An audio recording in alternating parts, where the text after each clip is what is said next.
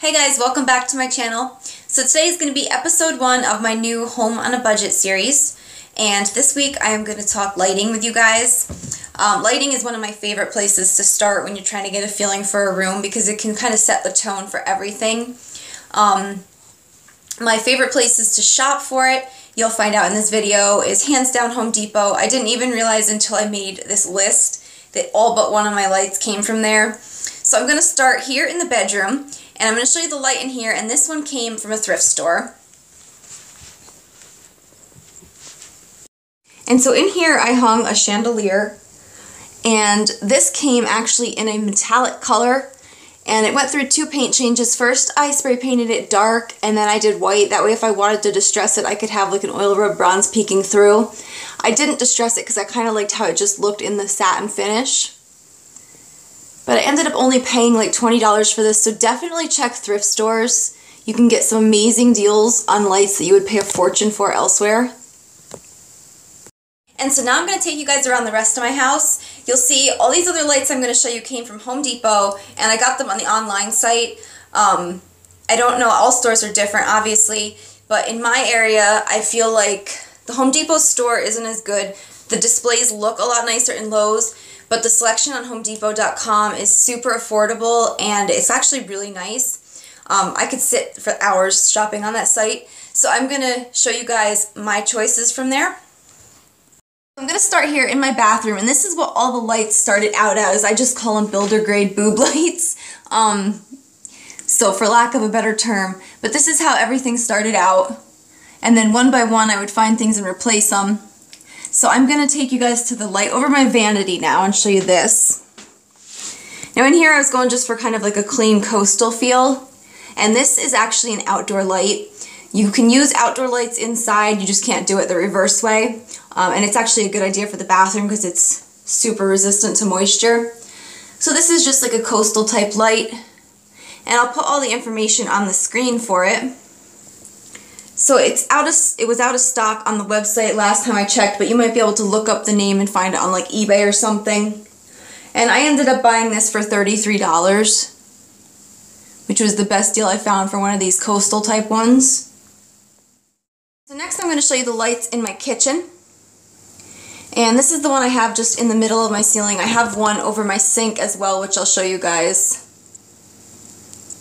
But this is just a simple farmhouse type style. I will put the brand and the internet information in the box, and I'll also put it across the screen now.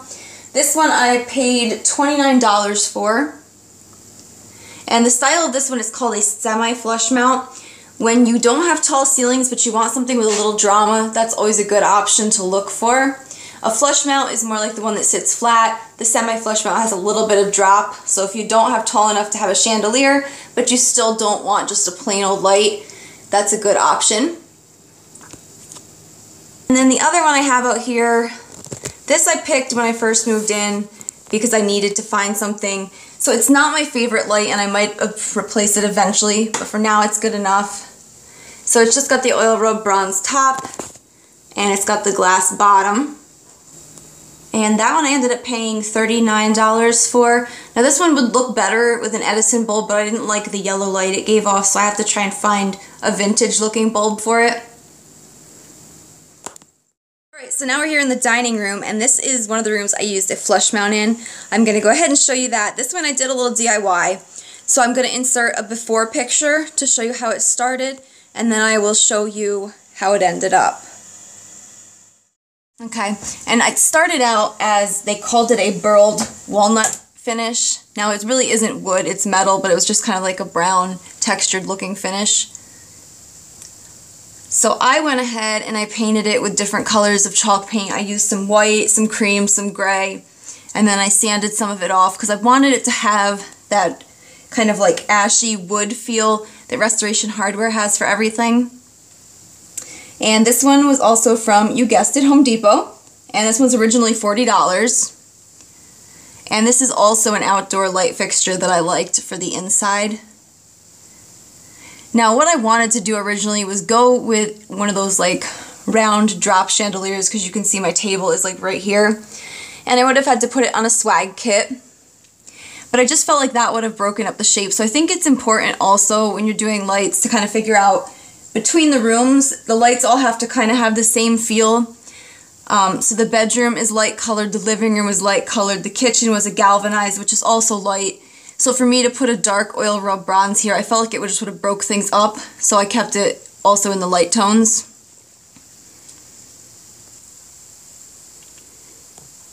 And so here we are finishing up my lighting tour in the living room, and this one is my favorite. And I realize these lights are putting kind of like a funny shadow on the ceiling. That's not a stain, it's just kind of the way the reflection and shadows are hitting. But this one also came from Home Depot, and this one has like my favorite story attached to it. So it also didn't start out this way, and I will insert a picture now. It started out a brushed nickel, which there's nothing wrong with that. It looked really pretty, but it just wasn't what I was going for. So I wanted a chandelier for in here, but because we only have standard like 8-foot ceiling heights, it just wasn't going to work without people running into it and getting hurt.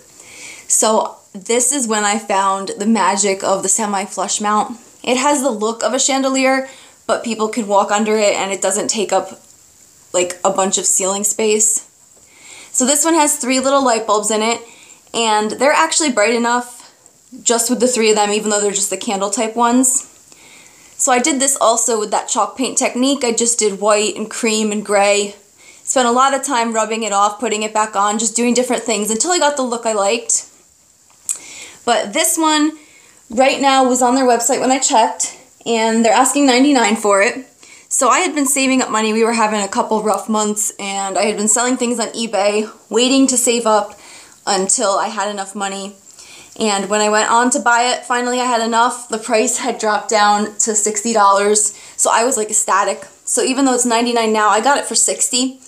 And then I had some extra money to replace one of the rugs in the bedroom, which will be in an upcoming series. But that's all the lights I've used in my house. So now I'm just going to give you guys a few final tips. Okay, so now for some of my favorite tips if you're looking for lighting. The biggest one is just to be patient, and this is with every home purchase you make. There's a rush that you want to feel like everything is done, but when you do that, I feel like, for me at least, it just doesn't feel like me as much as if I take time and put it together over the years. So we've been here 5 years, and you've seen I still have a light to replace in the bathroom, but that's just because I haven't found one that like thrills me.